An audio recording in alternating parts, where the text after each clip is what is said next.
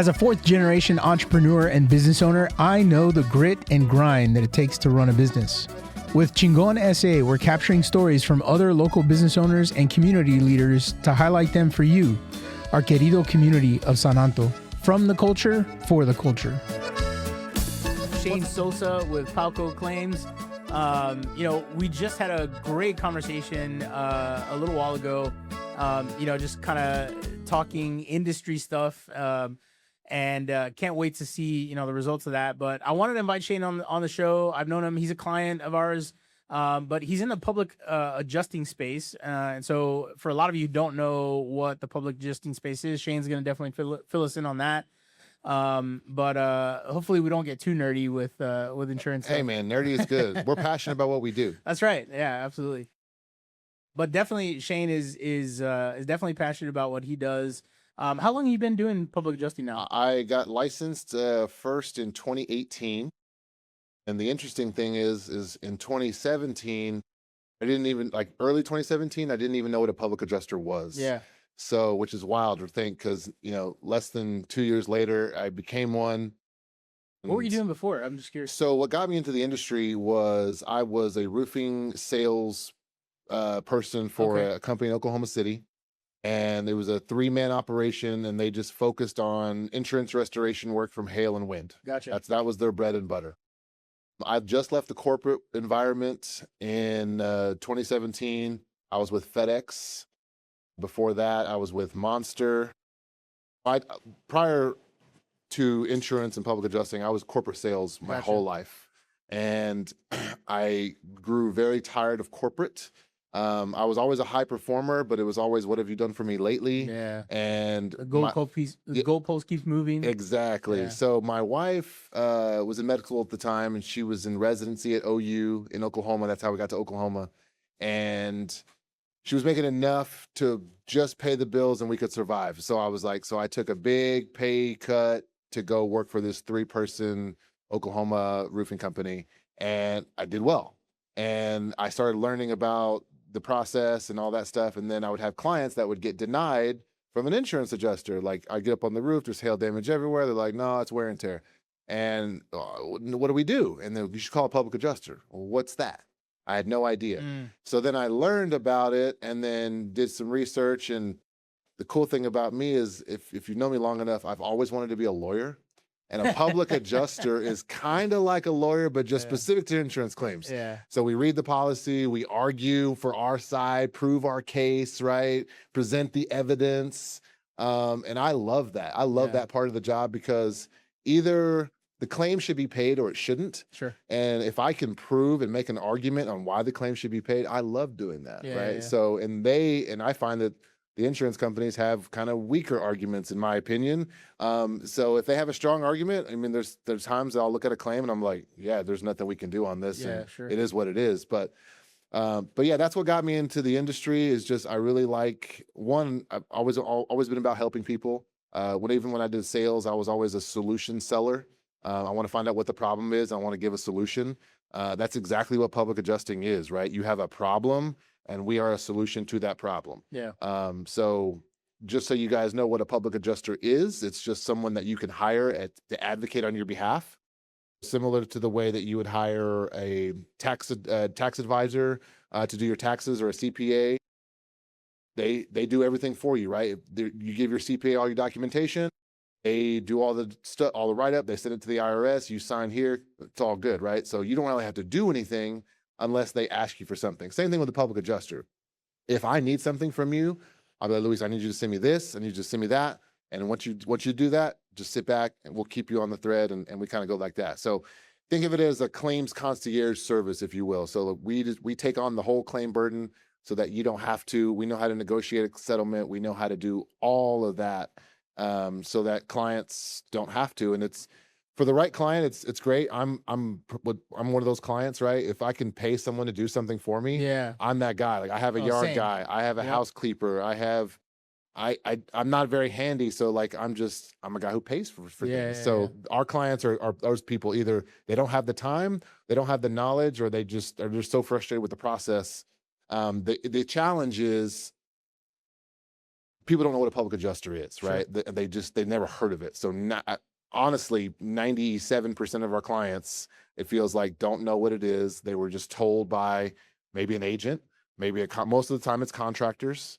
And then they're a little weary, right? Because they never heard of a public adjuster. Yeah. So it's like, is this a scam? Because I mean, hell, we're in the industry of scams everywhere, right? Yeah, no kidding. So I mean, look, we're fortunate that in Texas we don't have scams like that run rampant like they do in Florida. yeah. But yes, no, I totally agree. And you know, the other thing is that when it comes to insurance, I think a lot of people don't understand it, don't like it because they never truly see the benefit of it. Right. And then when it comes to claims, when it comes claim time, they're like, okay, you know, I should be compensated or whatever. You know, they feel that they should be compensated, but they didn't understand they didn't understand what they were buying to begin with. And at that point, it's too late. Right. So I'm curious, let's take a step back. So, you went from, you know, being a contractor, basically, roofing contractor, to becoming a public adjuster. What was that transition looking like for you? Did you immediately start your own public adjusting firm? Did you go work for a public adjuster? What was that kind of journey for you? Yeah. So public adjusting it's got a low barrier to entry, and that was a good thing for me, right? Let me tell you. But it's a bad thing for the industry. Yeah. So what I mean by low barrier to entry is, if you're watching this, you can go take a test with no study material, and if you can pass and pay for $100 bond and a $25 fingerprint background check, you're a public adjuster. So the test, the fingerprint, and the bond, it's like $300 or $400. That's it to be a public adjuster. So very low barrier to entry. So that's how it got started. But really, what made me want to make the transition is I knew I was going to move from Oklahoma, and this contractor was needing help with insurance estimates, getting approvals, things like that. So I actually started what's called a supplement company. And a supplement is something whenever you send something in to the insurance company that was missing from the original estimate, right? So the original estimate was $24,000. You send an $8,000 supplement. They approve the whole thing. Sometimes they only approve 5,000 of the 8,000, but nevertheless, it was getting additional money paid out from the claim, so that the claim could be more in line of where it should have been. Sure. So I had a supplement company for about a year or so. We did supplements for contractors around 12 different states. And that was a grind, a very administrative grind. So I was like, you know what? So did you started that company? Or? Started that company. Okay. Yep. I started that company. I always knew I wanted to be a business owner. I just didn't know what I was going to do. Okay. So when I'd worked for this roofing company, I was a 1099 sales rep. Like I was basically doing my own thing, eat what you kill kind of thing. Yeah. So that was my start into, okay, let's do the supplement company. There's a lot of demand here. There's still a lot of demand for that today. I just don't want to do that business anymore. So then I was like, you know what, let's do public adjusting. It's a little bit more detailed and nuanced, but the ROI, or the cost per claim, is much larger. Yeah. I think we were making probably around $350 to $450 per claim. And now we're making upwards of $3,500 to $4,000 per claim. Gross top line revenue, right? Yeah, for sure. And then the way we're compensated is, you know, in Texas, public adjusters have a fee cap of 10%. Some public adjusters do it on the entire claim, which I think there's some gray area there. We do it on the insurance proceeds. So if you had $1 million claim with a $100,000 deductible and everything's recoverable, right? That's $900,000 in insurance proceeds. So our fee would be 10% of that 900,000. Gotcha. But some public adjusters bill it on the whole million. Oh, and wow. I think that's, I got feelings about that. Yeah. Just different ways people do business. So you'd always wanted to be a business owner, didn't know what that was gonna look like. What was that journey to go from like, yeah, I think I can do this on my own? Like, why did you decide to start your own business rather than working for a company? So worked for a lot of companies, good companies. I've never worked for a bad company, and I have no bad blood. Everywhere I left on great terms. But it was. I'm a unique individual, I'll say, in that I don't need 8 hours of workday to accomplish my tasks. Yeah. So in the corporate world, I would routinely work 3 or 4 hours a day and just goof off the other 4 hours a day and still be a top performer, right? So in my mind, I'm like, why am I here 8 hours a day if I can do the same thing in 4? But then I have to make it look like I'm working, right? Just to keep up appearances. And at the end of the day, and that's how I run my company now, is all I want my people to do is, I don't care how long you work. I don't care when you clock in, when you clock out. In fact, we don't even do that at my company. We are very much about performance. Yeah. If I get a call about you, if you're my employee and says, hey, he's not calling me back or he's not doing this, I never get those calls. And it's because I give the autonomy. So that's really what led me into starting my own business, was the autonomy. I want to be able to do what I want, when I want to do it, get it done. And if it's done, it's done. Yeah. I don't have to hang out until 5 o'clock just because that's what the man says I have to do. And so my people now, even my office admin, Lisa, she loves working here. She'll tell you, because if she gets done at 2:30, 3 o'clock, and it's a great day outside, she loves being out on the water. She loves paddle boarding. And she was like, hey, I'm done. And I'll look at her inbox and she's all good. And all the mail's been processed. Checks have been paid. And I'm just like, all right, see you later. Have fun. Take pictures. And so she loves that. And no one abuses it. So that goes back to the hiring the right people. Yeah. I have surrounded myself with really good people who don't abuse the autonomy we give them. You want to go take, a day off? Hey man, cool. I don't do PTO. I do it based on, hey, we got a job to do. We got clients to service. We need to make sure we're here to do that. But at the same time too, I'm understanding of individuals needing a life. Yeah. Because that's actually what prompted us to start hiring people. But the way it started out was me and my business partner. It was just 2 of us, and we never wanted employees. Never wanted employees. Just because we don't want to be responsible for other people. I've done that. I was a sales manager. I managed 12 people, some of them older than my parents. Wow. And I had to fire some of those people. Yeah. I hated that. It's not fun. I really hated that. So we made a decision, like, no employees. Well, in this line of work, it's very much results oriented and reputation based, right? So over the last 7.5 years, we've built up a nice reputation based on results and things like that.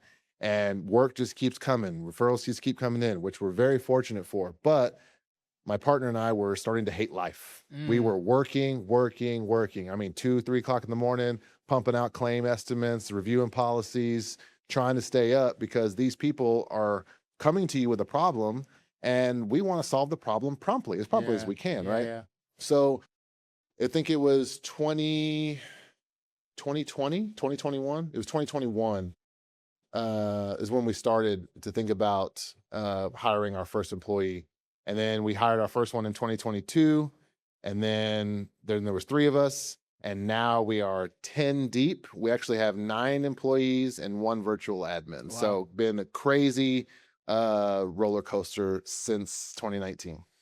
Yeah, that's pretty fast growth for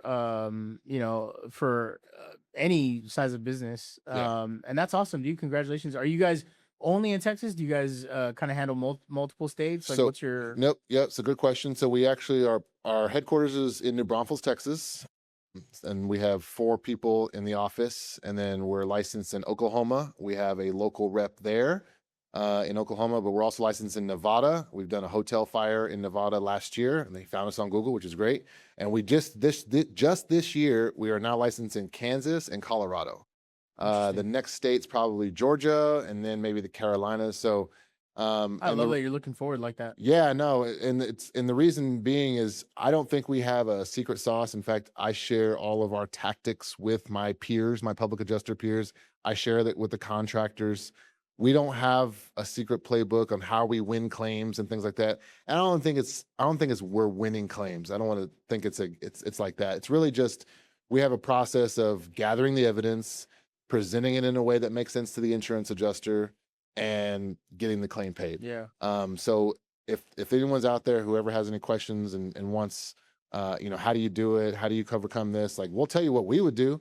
I'm not saying it's going to work every time because we're not magicians, right? But it seemed to work well for us over the last 7+ years. We'll get to the process piece of it in a minute, but I'm curious, as you're kind of thinking about growth and all that kind of, like, what's your strategy when you're looking at states that you want to grow into? Why are you choosing those states? What's your kind of like walk me through that thought process as a business owner to figure out. Interesting question. Yeah. Texas is a very good weather, hail, and wind state, right? A lot of claims for hail and wind, as you know. Yeah. Oklahoma is the same way. A lot of tornadoes, hail, and wind. So that's been our major focus. Those are our first two markets, was Texas and Oklahoma. One was Kansas, which is just north of Oklahoma. A lot of tornadoes in Kansas. The interesting thing about Kansas is the way the public adjuster statute reads, it's only really meant for commercial claims, but there's ambiguity, and the Attorney General just came out a month or two ago saying, hey, the way this actually reads, it doesn't say commercial claims only. It just says public adjusters can adjust commercial claims. It doesn't say can only adjust commercial claims. So that language there is interesting. So there's some public adjusters that are, I guess, attempting to adjust residential claims.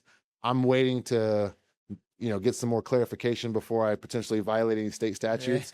But to answer your question, what are we looking for? We're looking for high claim activity, right? States that have a lot of claims. So, the Carolinas have a lot. We're also looking for states with good policyholder case law. So Texas has some bad faith case law that's beneficial to policyholder. If an insurance company is proven to intentionally or maliciously cause harm to a policyholder, that's bad faith, and the courts award that favorably to the policyholder. Oklahoma doesn't really have good bad faith policy, but like I said, high claim volume state. Yeah. Kentucky is one that we thought about going into, except for earlier this year, they just passed legislation that says no more public adjusters in Kentucky for the next 2 years. They're putting a freeze on it. Interesting. So, and that because the public adjusting industry is under attack. There's people on my side, NAPIA, which is the National Association of Public Insurance Adjusters. There's TAPIA, the Texas Association of Public. There's FAPIA. There's GAPIA. There's all these public adjusting organizations, and what they're doing is they're trying to work together collaboratively to protect the public adjusting profession, because we're just policyholder advocates, right? Right. The insurance companies, though, they do see us as a threat. Sure, of course. Because our job is to get the claim paid, and they don't necessarily want to pay a claim if they don't have to. But also, I don't think there's malicious intent on the carrier side. Sometimes there is. But for the most part, I think the insurance companies' adjusters aren't as trained as well as they should be. I think sometimes they overload their adjusters too much. Yeah. So, like, for example, one adjuster might have 8 to 10 inspections in a day. How thorough of a job can that guy do? 8 to 10 in a day on a complex loss. You have a fire here, you have your water loss here, you got hail damage here, and he's just all over the place. And because he's got metrics and he's got a boss and he's got to get this stuff out, so he can't be thorough. Where we'll never have more than 3 in a day. Yeah. Never, because that impacts our ability to be to document thoroughly. Sure. So that's what, to go back to your question, that's what gets us into the strategic is really about the law and the claim activity and on where we're going and why we're going. Interesting. So let's talk about the kind of the process. I guess from a consumer perspective, right? When is the best time to get someone like you involved? Because let's talk about, where kind of we are in the industry. So like, I am an agent, and I consider myself an advocate for the customer, but there's only so much that I can do, right? Because we have no influence on the claims process at all when it comes to the carrier deciding on the claim. And the other piece of it, quite honestly, I mean, kind of to your point, the claim adjuster that works for the carrier, and those decisions that they make are super subjective. Oh yes. Very much so. As much as we want to think that they should be objective, they're not. It is their opinion about whether or not a claim should be paid based on the facts of loss and how the policy language reads. Right. And that is up for interpretation. Mm-hmm. And if you leave it to the carrier to interpret that for you, they're going to ultimately make the decision that benefits them, to be quite frankly. Of course. And so, I as an insurance agent, I've never seen a public adjuster be an adversary. I think that there is a place and a time for it, but like from your perspective, or rather from the consumer's perspective, when do you think it's appropriate to get a public adjuster involved? Good question. I would say it depends on the person, right? So like I think we talked about, I'm the kind of person pays extra for things, right? So I have a CPA, I have a yard guy, I have a house cleaner. So I have people that will do things for me. I think having a public adjuster in your Rolodex to call on is, you should, if you don't have one right now, you should just learn and call one. Build a relationship. Who should have that? Are you talking about like an agent? Do you mean like I think an insured? Yeah, I think everyone. I think Okay. agent for sure. I think if you're a policyholder, even if you're a renter, Yeah. I've done renter policy claims on contents, $30,000 worth of contents. So it doesn't matter if you have an insurance policy, a property insurance policy, or a renter's insurance policy.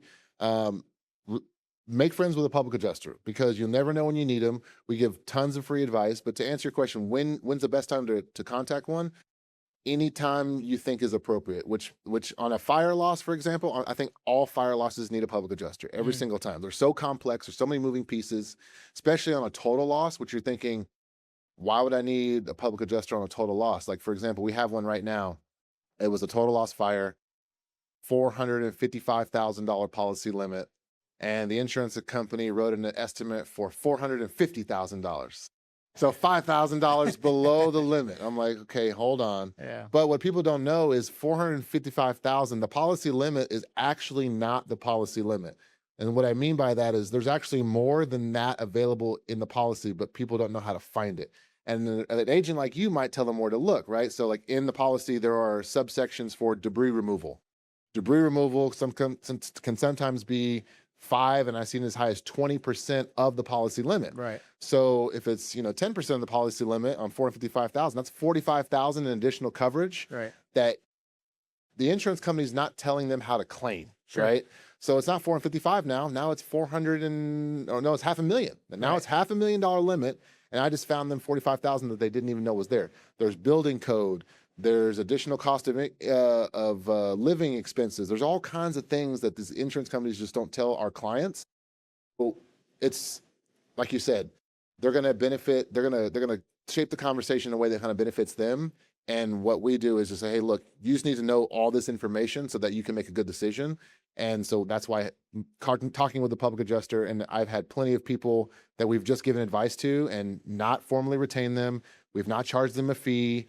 And we just help them. And I've actually had people leave us Google reviews on that. I say, hey, like, I called them, they gave me great advice, and I just wanted to thank them for the transparency and the help. Nice. So that's how we've kind of built our business, is really just about relationships, doing the right thing. And, if you take care of people and people get that vibe, they just keep coming. It's been great. Yeah. I mean, we've talked about this before, and I think I've said it on this show and probably others, many times. Insurance in general is a relationship-based business, and if you have the right relationships in place, if it starts with an agent who you have a relationship with, has your benefit and has the consumer's benefit in mind as they're writing these policies, right? Because not every policy is created equal. Right. Not every carrier is created equal. Right.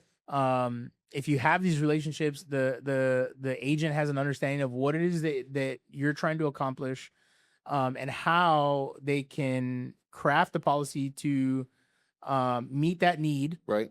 But then also make you aware of like some gaps. Just because you said you wanted something doesn't mean it's the right thing for you. Right.